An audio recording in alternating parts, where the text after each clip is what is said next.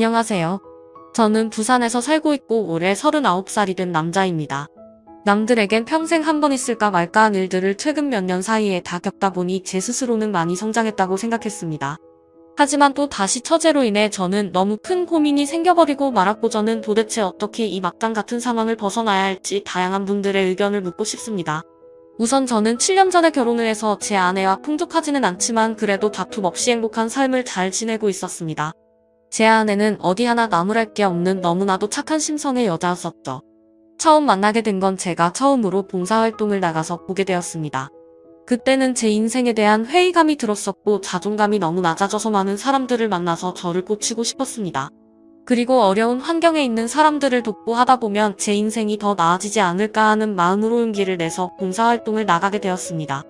그렇게 봉사활동 장소에 도착을 했고 저는 사랑에 빠져버렸습니다. 그게 바로 제 아내였죠.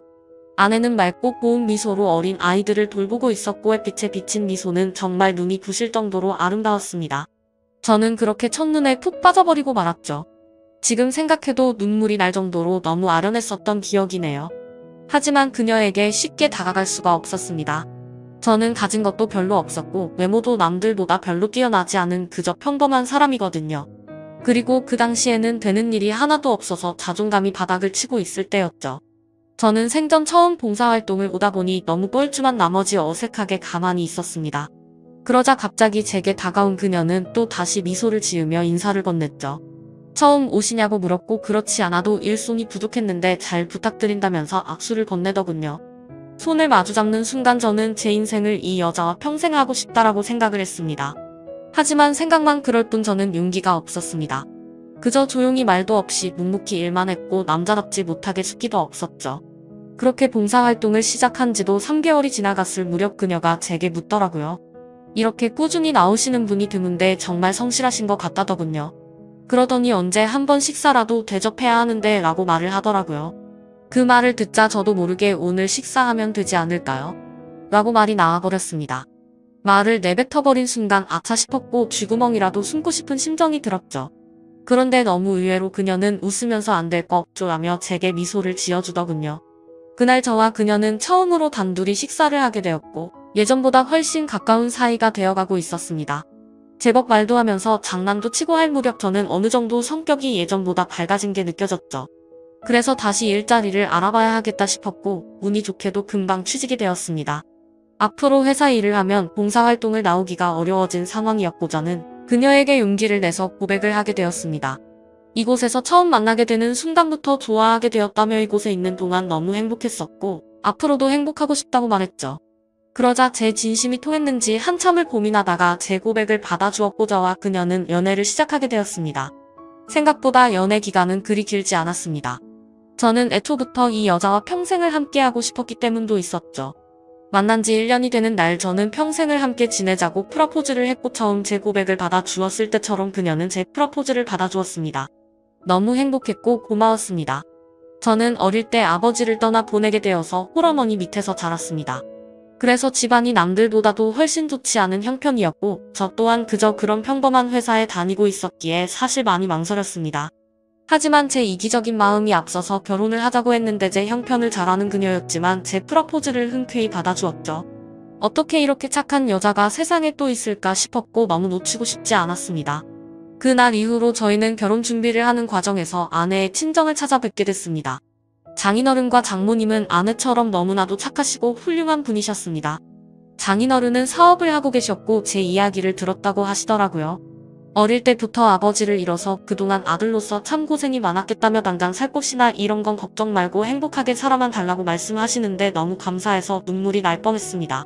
그런데 유독 집안의 돌연변이는 느릿다고 하듯 아내의 친정에도 그런 사람이 존재하더군요. 제 아내는 저보다 5살이 어렸고 아내의 동생은 저보다 10살이 어렸습니다. 그 당시 20대 초반이었는데 아내와는 다른 분위기에 엄청난 미인상이더라고요. 알고 보니 어릴 때부터 외모가 출중해서 연예인 스카웃도 많이 받아봤고 미인 대회까지 나가서 입상을 할 정도로 훌륭한 미모였죠. 하지만 예쁜 미모와 달리 성격은 정말 좋지가 않았습니다. 제가 있는데도 들리라고 말하는 건지 장모님에게 말하더군요. 왜 저렇게 나이도 많고 능력도 없는 사람이랑 결혼하지? 집안도 좋은 것도 아니고 도대체 이해가 안 되네 라며 하는 대장모님은 조용히 하라고 하는 모습까지 다 보였었죠. 그 착한 아내도 동생과는 별로 친하지가 않다고 하더군요. 나이차가 많이 나서 그런 건지 동생은 자신의 얘기를 잘 듣지 않는다고요. 예쁜 미모 때문에 항상 남자들이 주변에 붙어 다녔고 학창시절에는 늘 싸움을 제일 잘하는 남자들만 만나고 다녔다고 하더군요. 그래서 아내는 셀 수 없이 많은 설득해봤지만 절대로 달라지지가 않아서 더 이상은 설득이 안 된다라는 걸 느낀 뒤로는 가깝게 지내지 않는다고 했습니다. 그러면서 처제가 어떤 소리를 해도 저보고 이해해달라고 미안하다고 말하더군요. 아무쪼록 그런가 보다 했었고 저와 아내는 꿈에 그리던 결혼식을 하게 되었습니다. 지금 생각해도 제 인생의 가장 행복한 때를 꼽으라면 바로 그날이었죠. 그렇게 저희는 행복한 날들을 보내고 있었고 저와 아내를 닮은 이세를 낳아서 기르자고 얘기를 하던 때였습니다. 하지만 하늘이 무너질 만큼 충격적인 소식이 전해지고 말았죠.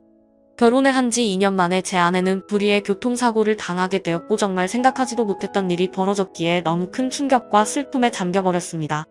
저와 제 아내는 정말 그 누구보다도 서로를 사랑했습니다.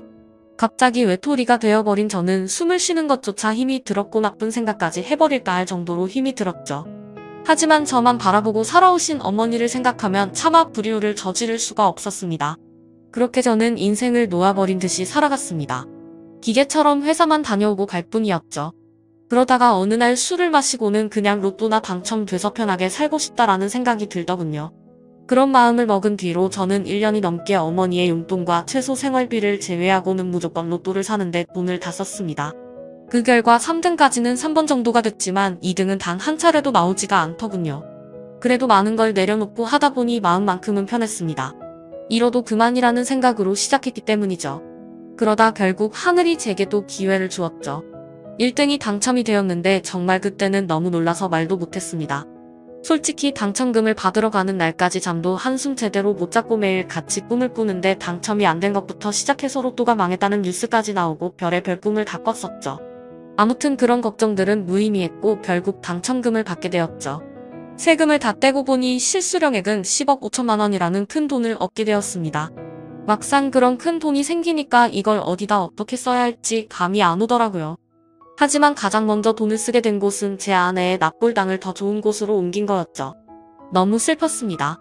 아내가 있었을 때 이런 좋은 일이 있었으면 원하는 걸 다 해줬을 텐데 싶어서 눈물이 펑펑 나더군요. 그날 이후로 저는 회사를 그만두게 되었고 제 어머니의 집을 조금 더 좋은 곳으로 옮겨드렸습니다.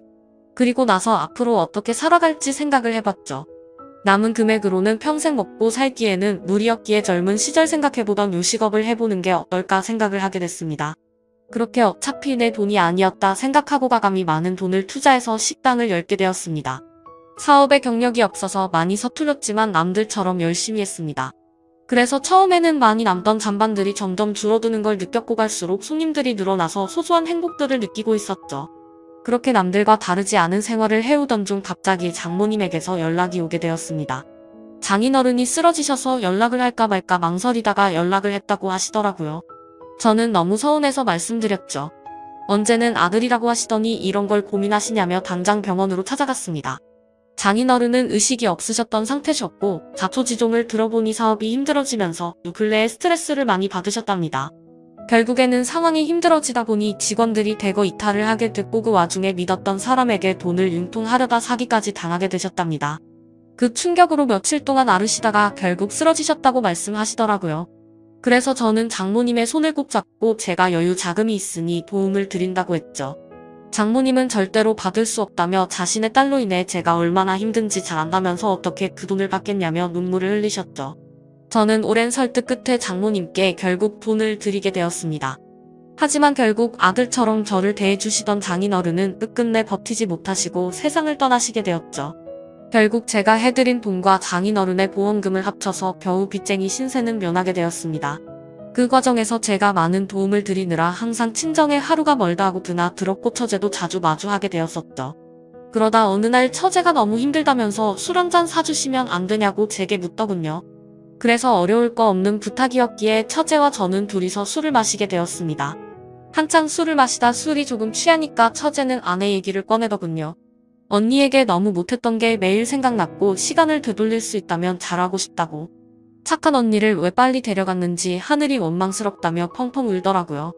그러면서 예전에 제게 잘못했던 부분들도 너무 미안했다며 철이 없어서 했던 짓이지만 형부에게 상처를 준 걸 생각하면 자기 자신이 너무 밉다고 울면서 말하는데 그 말에 저는 처제의 진심이 너무 와닿았습니다.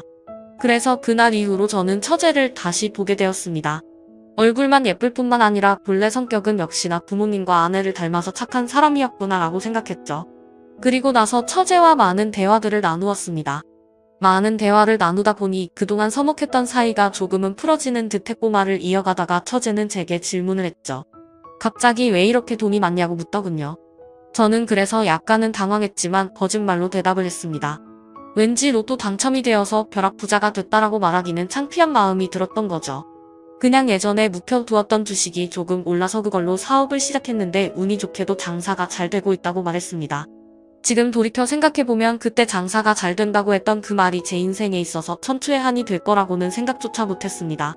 여하튼 그날 술자리를 계기로 처제와 저는 종종 밥도 먹고 술도 마시게 되었죠. 그러다 결국 인간으로서 절대로 해서는 안 될 실수를 저지르고 말았습니다. 제 인생에 있어서 너무 후회가 되는 일이었죠. 다른 날과 다름없이 처제와 술을 마시게 되었습니다. 그 당시에는 처제에게 용돈을 주고 지냈었기에 그날도 제가 술값을 계산하려고 했죠. 그런데 갑자기 처제가 일해서 돈을 벌었다며 자기가 술을 산다고 하더군요. 처제가 일한다는 소리는 못 들어서 의아하긴 했지만 고집을 꺾지는 못했습니다. 그러더니 대신 저보고 다음 술자리를 사라고 해서 얼떨결에 그러겠다고 했죠. 근데 문제는 제가 술이 그렇게 세지가 않았다는 겁니다. 그래서 항상 한 자리에서만 마시고 헤어지다가 처음으로 술을 더 마시러 가게 되었습니다. 그날따라 처제는 평소와 다르게 계속해서 제게 술을 권하더라고요. 그러다 저는 화장실을 가게 되었고 밖에서 남자들이 하는 얘기를 들었습니다. 왜 저렇게 예쁜 여자가 저런 남자랑 있지? 남자가 돈이 많나 보지 뭐 이런 식의 대화였습니다. 저를 깎아내리는 소리였지만 내심 능력 있는 사람으로 보는구나 싶어서 기분이 크게 나쁘지는 않았습니다. 자리로 돌아가서 보니 처제는 누가 봐도 예쁘구나 싶었습니다. 물론 당연히 처제가 예쁘다는 건 잘 알고 있었죠. 미인 대회에서 입상할 만큼 예뻤던 외모였고 항상 관리를 잘해왔던 터라 군살도 없었으니깐요. 근데 평소와 달리 처제도 많이 취했던 건지 계속 저에게 스킨십을 하고 기대려고 하더라고요. 맨 정신이었으면 뭐하는 짓이냐고 했을 테지만 저도 술이 많이 취해서 미쳐버린 건지 처제의 모습이 여자처럼 보이기 시작했습니다. 그러다 술을 마시는 내내 손을 꼭 잡고 있다가 결국에 둘이서 넘어서는 안 될 선을 넘게 되었죠. 그날 이후로 처제와 저는 사귀자라는 얘기만 하지 않았을 뿐 연인과 다름없이 만나게 되었습니다. 아내 생각에 절대 이건 아니다 싶었고 이런 관계를 그만하자고 만나서 얘기하려고도 해봤습니다. 하지만 막상 만나면 너무 예쁜 미모에 홀려서 똑같은 실수를 하게 되었죠. 그런 관계를 오랫동안 이어오다 보니 너무 자연스러운 만남은 그 누구도 모르게 몰래 계속 만나왔습니다. 그러다가 결국 생각하지도 못한 일이 터졌습니다. 평생 겪지 못해본 유례 없던 전염병이 돌기 시작하게 되었던 거죠. 항상 많은 수익을 유지해 주었던 저희 식당도 너무 큰 위기가 생겨버렸습니다. 하루에 매출 300만 원은 찍던 가게가 하루아침에 30만 원도 못 팔게 되자 그때부터 상황은 너무 심각하게 돌아갔던 거죠. 몇 년 동안 이런 적이 없었기에 모아뒀던 돈들은 시설 재투자로 많은 자금을 지출한 상태였었고 가만히 숨만 쉬어도 나가는 돈이 어마어마했습니다. 결국에는 어떻게든 버티려고 발버둥을 쳐봤지만 도저히 끝날 줄 모르는 상황에 모든 걸 포기하게 되었죠.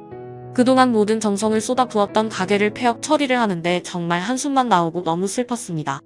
말 그대로 저는 한마디로 알거지가 되어버렸습니다. 하지만 그런 아픈 마음을 위로해주는 사람은 단 한 명도 없었죠. 연인이라고 생각했던 처제는 제가 폐업 처리를 하자 급격하게 변해버렸습니다. 사실 그 이전에 힘들 때부터도 많이 달라진 걸 느끼긴 했었습니다. 한 달에 한 번 볼까 말까 할 정도로 약속을 계속 미루더라고요. 그러면서 급하게 돈이 필요하다며 저를 못살게 굴었죠. 지금 상황 힘든 거 잘 알지 않냐고 해도 짜증을 내면서 결국에는 항상 받아갈 정도였습니다. 폐업 신고를 하고 난 뒤 저는 앞으로 다시 열심히 하면 잘 될 거라고 처제의 손을 잡았습니다. 처제는 일단 자신에게 있는 돈 전부를 맡겨두라고 하더군요. 사업하는 사람을 못 믿겠다면서 어떻게든 우리가 만나려면 돈이 있어야 하지 않겠냐고 하더라고요. 그나마 가지고 있는 거라고는 집에 잡혀있는 전세자금 5천만 원이 다였죠. 그래서 저는 월세로 옮겨가기 위해 그 돈을 받게 되었고 곧장 처제에게 다 보내게 됐습니다. 그런데 입금했다라고 문자를 한 이후로 단 한 통의 답장도 전화도 없더라고요. 그렇게 몇 주가 흘렀고 저는 배신감에 치를 떨면서 도저히 이렇게는 못 넘어간다 싶어서 처제가 살고 있는 오피스텔 앞에서 한참을 기다렸습니다. 그날 자정이 다 되어서야 처제는 어떤 건장한 남자와 팔짱을 끼고 나타나더군요. 정말 순간적으로 눈이 돌아갔습니다. 그 남자와 맞붙어서 절대로 이길 자신이 없었지만 제 눈에는 이미 그런 게 보이지 않았고 욕을 하면서 뛰쳐나갔죠. 처제는 깜짝 놀라더니 왜 여길 찾아왔냐고 하더라고요. 그래서 저는 내 돈 찾으러 왔지 왜 연락을 안 받냐고 소리를 질러댔습니다. 그러자 처제는 갓장 타는 듯이 제 눈을 똑바로 쳐다보면서 욕을 내뱉더군요. 내가 너한테 그동안 당해온 게 있어서 위로금 차원으로 생각하고 받은 건데 뭐가 문제냐면서 감옥에 안 보낸 걸 감사하게 생각하라고 말하더군요. 정말 망치로 머리를 맞은 기분이었습니다. 처제도 저와 같은 마음인 줄 알았는데 그게 아니었던 거죠. 그저 저는 돈을 주는 기계처럼 생각했던 거였습니다. 저는 순간 너무 분노가 치밀어 올라서 달려들려고 하는데 그 건장한 남자가 제 멱살을 잡더라고요. 내가 네 처제되는 여자 남자친구인데 무슨 헛소리를 짓걸리냐고 하더군요. 인간 같지도 않은 짓 해놓고 무슨 염치로 여길 오냐면서 마음 같아서는 묵사발 내주고 싶은데 지금 사고치면 안 돼서 겨우 참는 거라고 말하더군요. 그러고는 저를 밀쳐버리고는 처제의 집으로 둘이 같이 들어갔습니다. 그냥 누가 봐도 그 남자는 건달이었습니다. 온몸에 문신이 가득했고 사고를 치면 안 된다고 하는 걸 봐서 느낌이 왔죠. 심지어 그런 모습을 보니까 그 남자가 짜고서 제게 돈을 뜯어낸 게 아닌가라는 생각이 들었습니다. 하지만 인간 같지도 않다라는 말은 틀린 말은 아니었죠. 그때 그 말을 듣는데 정신이 번쩍 들었습니다. 그토록 사랑했던 아내를 떠나보내고 감히 처제와 연인으로 지냈다니 저는 차마 할 말이 없습니다. 그렇지만 그럼에도 불구하고 저는 지금 당장 제 모든 재산을 잃어버렸기에 어떻게 해야 할지 도저히 모르겠네요. 그 5천만 원으로 어떻게든 재기해보려고 했던 사업 미천이었는데 너무 절망적일 뿐입니다. 이런 경우에 법적으로 제가 다시 그 돈을 받아낼 방법은 전혀 없을까요? 그리고 솔직하게 말해서 돈도 돈이지만 이러면 안 되지만 처제가 그놈과 붙어 있을 걸 생각만 해도 너무 화가 나고 가슴이 터질 것만 같습니다. 한심한 질문이지만 제가 어떻게 하는 게 좋을지 많은 말씀 부탁드립니다. 감사합니다.